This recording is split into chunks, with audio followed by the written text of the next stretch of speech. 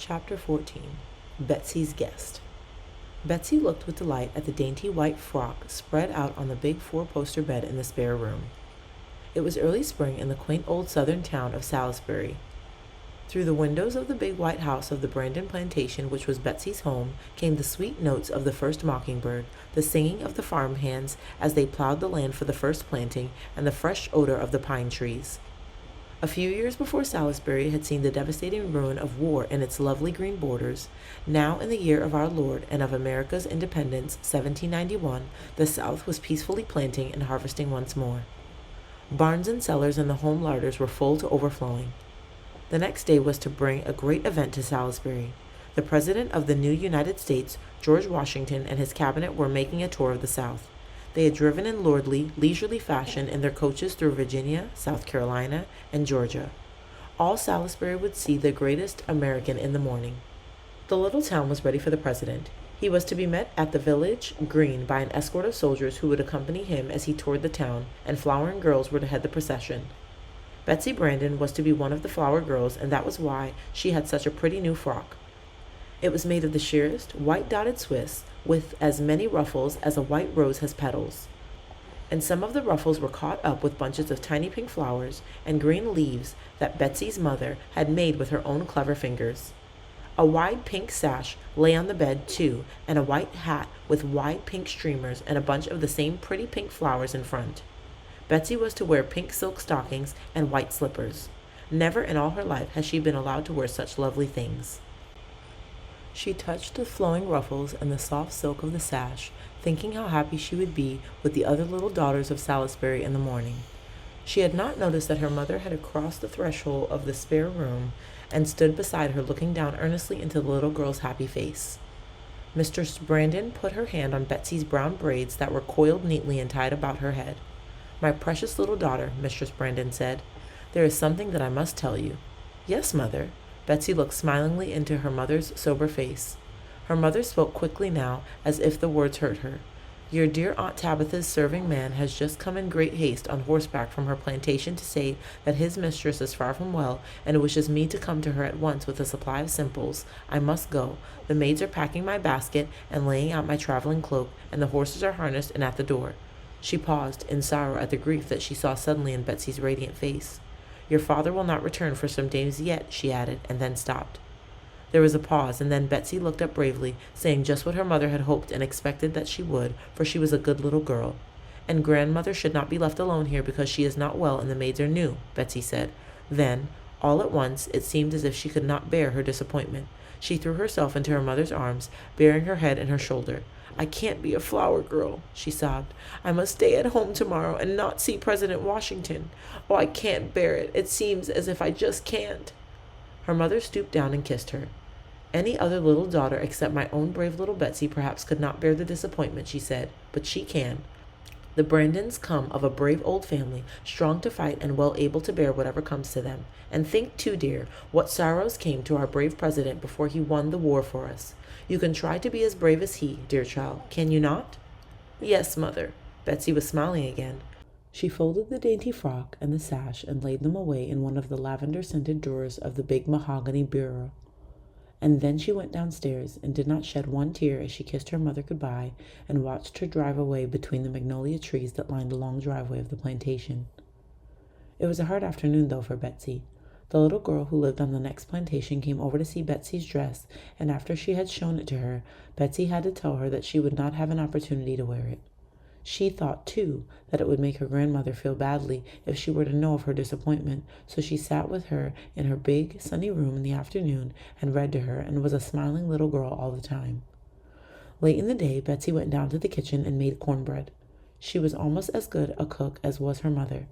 The cornbread was as yellow as gold and as light as sponge cake.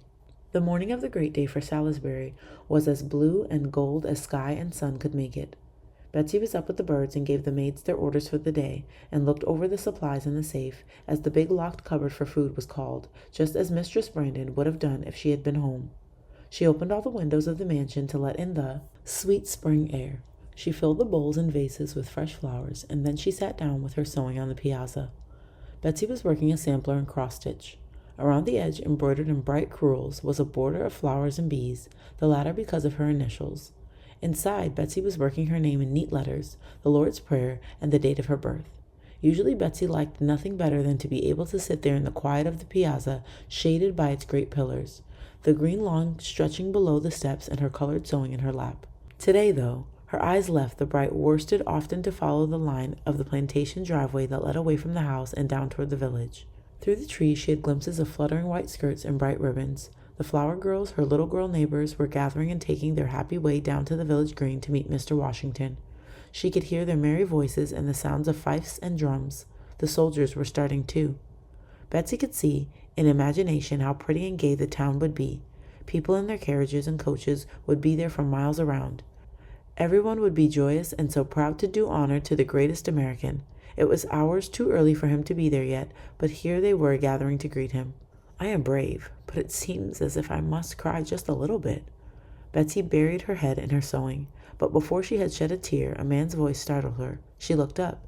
He was very tall and straight and wore the beautiful, rich costume of the colonies. His velvet knee breeches, silver-buckled shoes, gold-embroidered coat, and white wig showed Betsy that he was a personage of importance. But he stood before her with his three-cornered hat in his hand and bowed to her quite as if she had been a young lady. "Good morning, little lass of Salisbury," he said in his deep, kind voice, pointing to her sewing. "You are an industrious child, such an one as I like to see growing up in this new land. You work betimes in the day and with the birds." Betsy rose and dropped a deep curtsy to the stranger. She must have looked very winsome to him in her pink calico dress, white apron, and with her cheeks flushed to a rose color in excitement. "My mother has taught me that work comes before play, and always in the morning," Betsy explained. "What is your pleasure, sir?" she went on. "I am the mistress of the Brandon plantation for the day. My mother is called away by the illness of my Aunt Tabitha, and I am taking care of grandmother and the maids in her absence. It is a sore disappointment to me, sir. I was to have been a flower girl in the village and walked with our guest of honor of the day, Mr. Washington." The stranger came up the steps and took a chair beside Betsy. "You wanted very much to see him?" he asked. "Why?" "Because President Washington is a great soldier and the most important man in the United States," Betsy answered, her hands clasped and her eyes shining with excitement. The man smiled. "I know him," he said. "Did it ever occur to you, little lass of Salisbury, that perhaps Mr. Washington is a great deal like other Americans? He loves the earth." He pointed to the wide expanse of the fertile Brandon acres. "Perhaps, too, he likes to try new roads as I have done this morning. I have come a long distance," he said, "and I'm tired and hungry. I left my carriage at the entrance to your plantation. At the driveway looked so pleasant and quiet that I walked along it until I came to your house. May I ask you for food and drink, little mistress of the mansion?" "Indeed, yes, sir." Betsy sprang toward the door, but with her head on the latch she turned. "Do you like cornbread, sir?" she asked. "I made some myself yesterday afternoon. It is delicious with our fresh milk, half cream."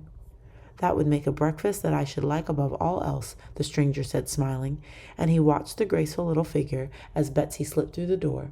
"A good daughter of America," he said to himself, "a housewife above all else." In the twinkling of an eye, Betsy returned, carrying a daintily spread tray. On a white cloth there was set gold and white china, thin and sparkling. The cornbread almost matched the gold, and a tall glass goblet was filled to the top with foamy milk. Betsy's guest ate as if no meal had ever tasted so good to him before. He did not speak until he had eaten the last crumb of the cornbread and drunk the last drop of the milk. Then he rose to go. "Many thanks, little mistress of the mansion," he said, "for your very gracious hospitality. I have been entertained most lavishly on the journey I am now taking, but at no stopping place have I enjoyed it so much. I want you to be comforted in your disappointment, my child, and to realize that in serving and feeding a stranger, you have done quite as kind an act as if you had scattered flowers before your president." "Thank you very much, sir." Betsy bowed again and took the strong hand the man gave her as he started down the steps. Then a sudden thought came to her. "May I ask your name, sir?" she asked. "I should like to tell my mother when she returns." "You may, my child," he replied. "It is George Washington."